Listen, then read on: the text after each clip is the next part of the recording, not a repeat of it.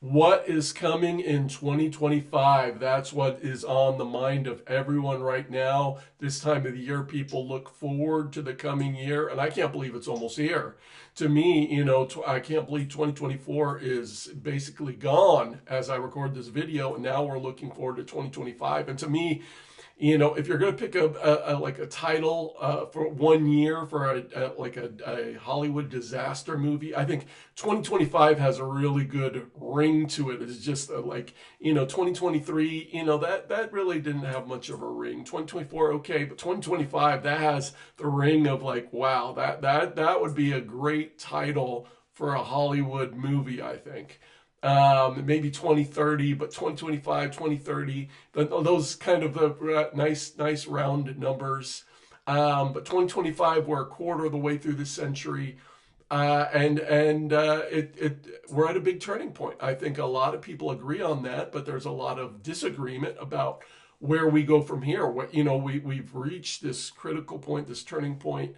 But a lot of people are very optimistic about the coming year. A lot of people think, wow, it's going to be a great year, wonderful year. Things are going to turn around, new golden age for America, while other people have a very ominous feeling about the coming year. So I guess we're going to have to wait to see and find out. But what do I think? What do I think about the coming year? Well, I'm going to share some things with you in this video that I'm watching, that I'm monitoring. And one of them right now is this whole bird flu thing, which a lot of people are talking about. A lot of people in the alternative media are talking about it today. And I think we want to watch this very, very closely because a lot of the usual suspects, they're doing interviews, they're going on news shows, they're being interviewed, and they're saying, we think it's coming. We think that this has the real potential to be a pandemic. We think, once Trump gets into office, this thing could explode. So I think that is very alarming. A lot of these so-called experts think this is going to be a really big deal. So let's watch, the state of the California just declared a state of emergency for the state. We've seen others that are urging, hey, we need to do this, we need to do that. We need, and in fact, they're urging things to be done before Trump gets into office regarding the H5N1, regarding the bird flu. So I think this is something we need to watch closely. I think it could be one of the big themes. I think in general, pestilence will be a big theme in 2025. And of course, there was lots of going on in that regard in 2024. But I think with this pestilence, bird flu erupted in 2022. Since that time, 123 million birds in the United States, mostly chickens and turkeys, have been killed during this pandemic. It really is a pandemic. This bird flu pandemic, which, a lot of times people only use that word for humans, but among birds, it's been a nightmarish outbreak among birds. But at first, not too many people were that concerned about it because it affected birds. It wasn't affecting us.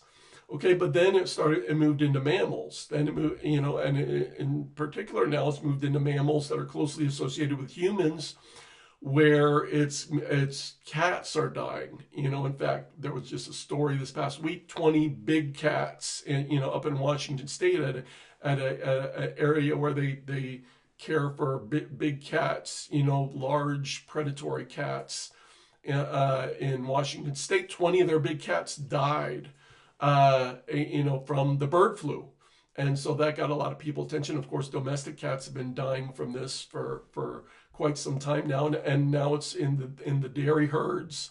All over the country, dairy herds are being infected. In fact, I've talked previously about how so many dairy cattle are dying, and dairy cows in California, they're literally piling up along the side of highways. You can see them piled up, the dead cows, as you drive along the highways there in rural parts of California, because so many are dying. And then, of course, California's declared a state of emergency. Then we just had this case in Louisiana where they tested this severe human case. Of course, there's been dozens of other cases that haven't been as severe, but this severe human case in Louisiana where there's a concerning mutations, and they say that it's adapted to human airways better, and that's very alarming. That's very alarming.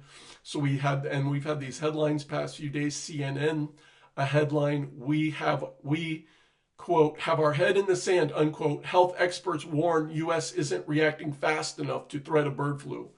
Then NBC News: bird flu mutations show potential for easier human spread. What is the pandemic risk?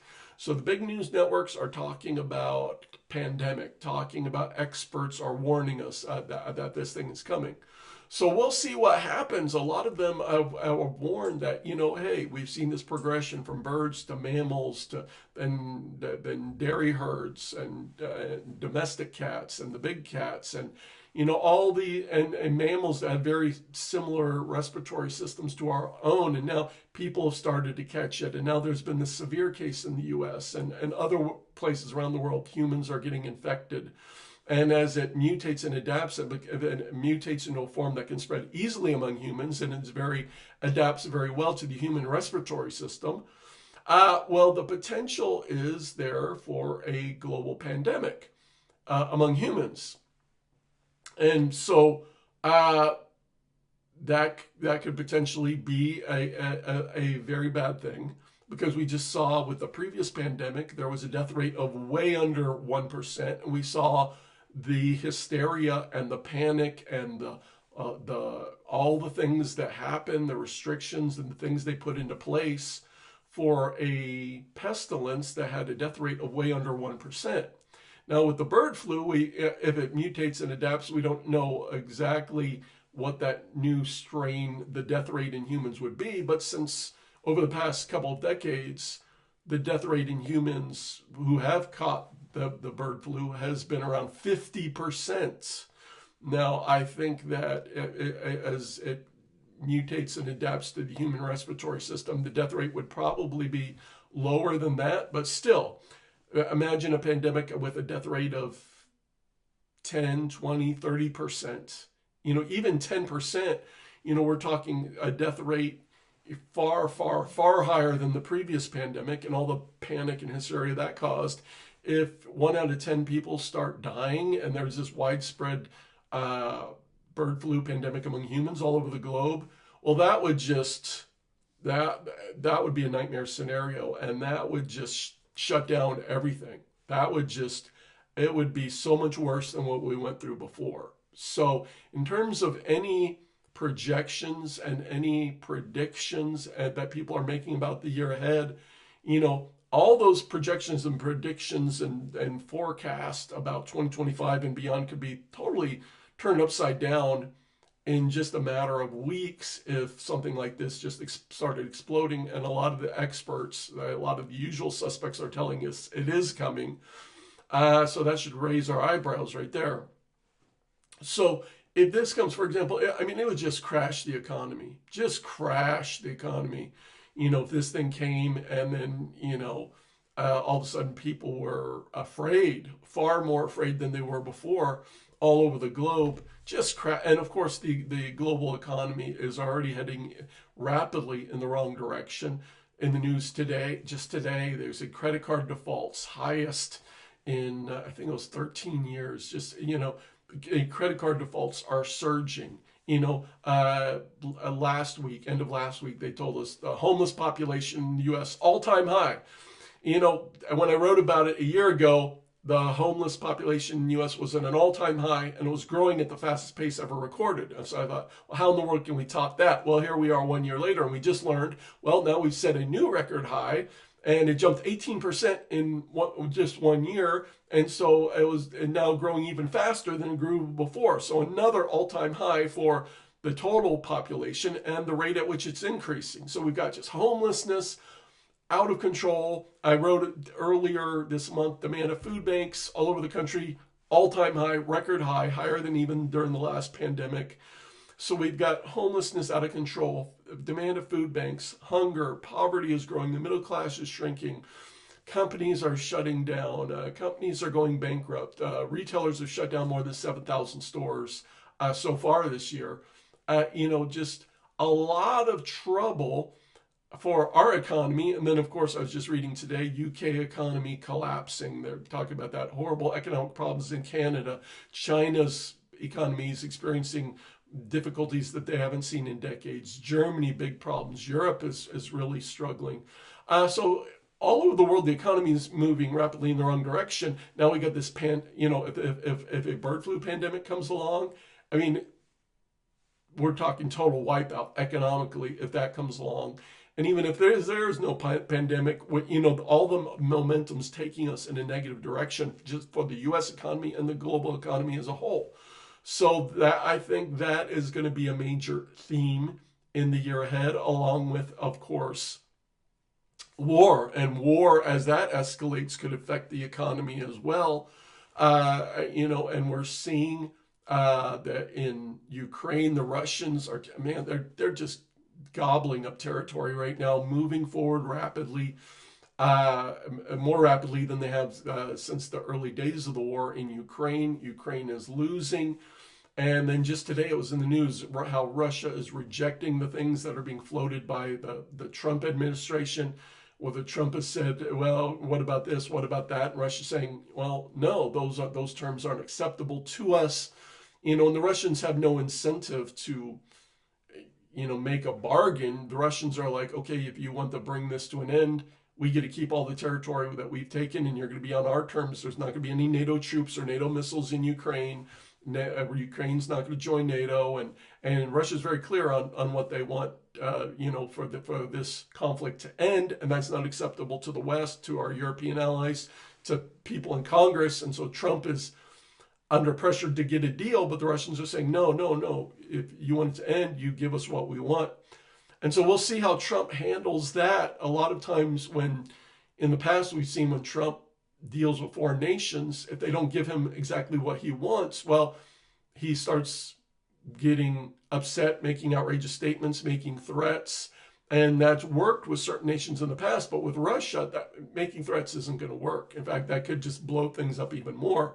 So Trump needs to be diplomatic in this situation, and that's not exactly his strong suit. He's not a very diplomatic individual. So we'll see how he chooses to deal with this. It's going to be a real challenge for him, but that war, and now that the Ukraine is launching long-range missiles provided by NATO deep into Russia, and Russia is responding, and that whole thing threatens to blow up, of course, in the Middle East.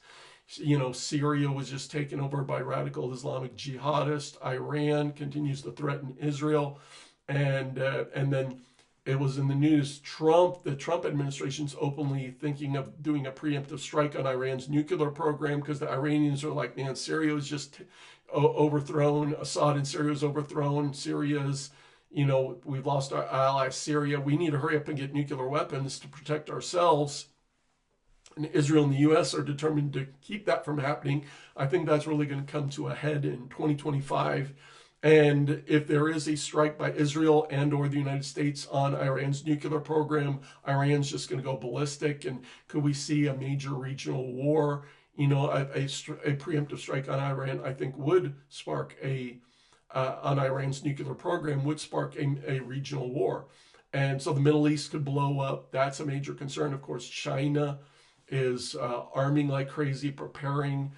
They've been practicing with these military drills a blockade of Taiwan. Will they invade Taiwan in 2025? North Korea has been threatening to invade South Korea. All of these are huge risks. We're a lot closer to apocalyptic scenarios. Wars have progressed in 2024. 2024 was a year of war. And I think 2025 will take things to the next level. Of course, that would affect the economy. And then if you throw bird flu on top of that, and already global hunger is increasing. I talked about demand at food banks in the United States, but global hunger is on the rise. People are dropping dead from starvation right now. In Eastern Africa, Sudan is particularly bad. And global food prices are spiking. They're rising. That's hitting people, the poor people all over the world. I think all of that, as we move toward tighter global food supplies, and that I think that's going to continue to be a theme in the coming year. And then, of course, natural disasters on top of that, global weather patterns going completely nuts, major disasters. We were seeing so many volcanoes and big earthquakes and giant storms, and the sun is been going nuts in 2020 throughout 2024. I think that's going to continue to be a theme. And so, and then as storms and natural disasters, that affects food production, all over the world. For example, global weather patterns have affected cocoa production, in parts of Africa and so forth. And then the price of chocolate's going up, and the price of coffee because of what's been happening in South America, and then the bird flu and all that. We've even had egg shortages in recent weeks in some parts of the U.S. Prices of eggs and turkey and chicken going up because of the bird flu. All these things are interconnected, and global food supplies are under threat from so many ways. And of course, and you mix all these elements: war, economy, pestilence, natural disasters, and it's really, a perfect storm is really brewing. So I think we've got a lot of things percolating, developing as we approach the coming year. So I am concerned. I'm alarmed by many of the things that we're seeing, but right now a lot of people, this time of the year people want to be optimistic, and I understand that. And every year people make their New Year's resolutions. They say 2025 going to be a great year. It's ringing the new year. It's going to be such a great year. And I believe I'm an optimistic person. I believe in being optimistic, and personally for myself, I'm very optimistic for me and my family. But for the world as a whole, I think that we are living in very alarming times. I think that the global elite, they have their plans, and the incoming Trump administration has their plans for what they want to see happen. And of course, Russia and China and other foreign adversaries have their own plans. I think conflict. I think we're going to see struggle. I think that, and I think we're going to see some pretty wild things happen in the coming year. So those are some of my thoughts about where things are headed in 2025. I think it's going to be an interesting year. I think it's going to be a wild year. But for you personally, it can, whatever happens globally, it can be your greatest year. It can be, make a decision now that this is going to be a great year. No matter what happens in the world, that you want to take things to the next level, that you want to be all that you are created to be, that you want to have the greatest relationship with God that you can, the greatest relationship with other people that you can, and that you can fulfill the purpose for whatever you are here to do, that you are going to fulfill that purpose. You're going to fulfill your mission. You're going to do great things this upcoming year. And I'm very excited about what we're going to do. I've got so many things I want to get done and accomplish. I want to have a bigger impact than ever before. So thank you for those of you out there that are helping us to do that. Please like, comment, and subscribe on these videos. That really helps us with the YouTube algorithm, because the YouTube algorithm has not been very kind to us lately. Anyway, thank you all. I love you all, and I'll talk to you again in the next video.